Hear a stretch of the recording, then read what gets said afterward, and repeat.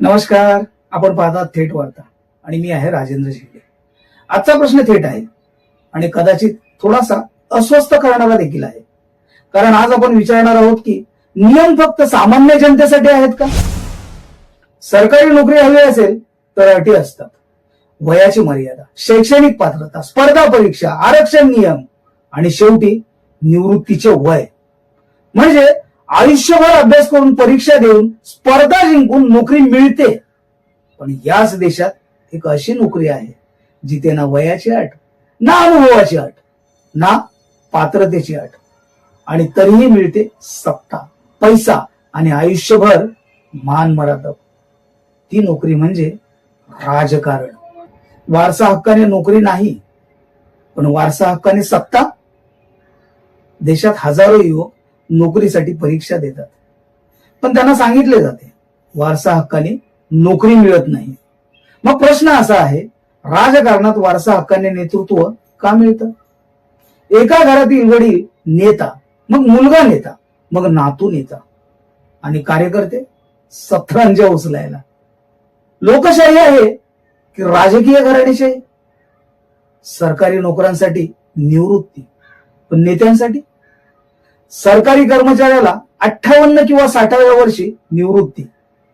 कारण सांगितलं जातं नव्या पिढीला संधी द्या. पण राजकारणाचं काय? 70 वर्ष, 80 वर्ष, काही जण 90 पर्यंत सत्तेत. मग प्रश्न असा, देश चालवण्यासाठी तरुणांना संधी नको? पेन्शनवर वाद, पण नेत्यांची पेन्शन? सामान्य माणूस आयुष्यभर नोकरी करून पेन्शनसाठी संघर्ष करतो. सरकार म्हणते पेन्शनचा आर्थिक बोजा वाढतो. पण आश्चर्याची गोष्ट अशी की एकदा आमदार किंवा खासदार झालात, काही वर्ष सेवा केलीत आणि मग आयुष्यभर पेन्शन. मग प्रश्न असा, ही सेवा आहे की विशेषाधिकार? निवडणुकीपूर्वी उमेदवार शपथपत्र देतात. त्यात लिहिलेलं असतं त्यांची संपत्ती किती आहे. पण 5 वर्षांनी पुन्हा निवडणूक आली की ती संपत्ती कधी कधी दुप्पट, तिप्पट, 10 पट वाढलेली दिसते. मग प्रश्न विचारला जातो, इतकी झपाट्याने वाढणारी गुंतवणूक सामान्य माणसाला का जमत नाही?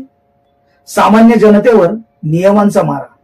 केवायसी करा, जीएसटी भरा, टॅक्स भरा, कागदपत्रे जमा करा, दंड भरा, प्रत्येक गोष्टीसाठी जाचक.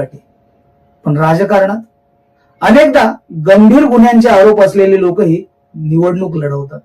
मग प्रश्न असा, नियम फक्त सामान्य माणसासाठीच आहेत का? या सगळ्या प्रश्नांवर एक चारोळी आठवते.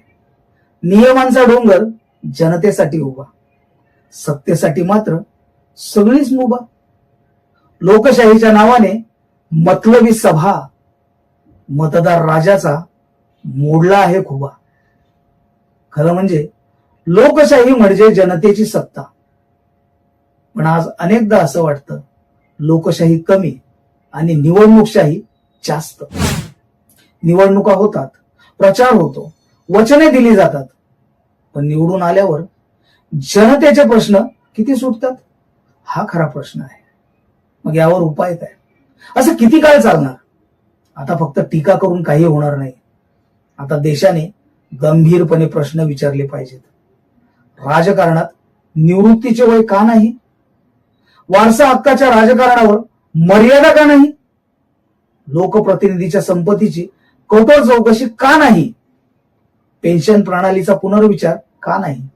खरंच लोकशाही मजबूत करायची असेल तर प्रश्न विचारणारी जनता जागृत असणं आवश्यक आहे. लोकशाहीत सर्वात मोठी ताकद जनतेची असते.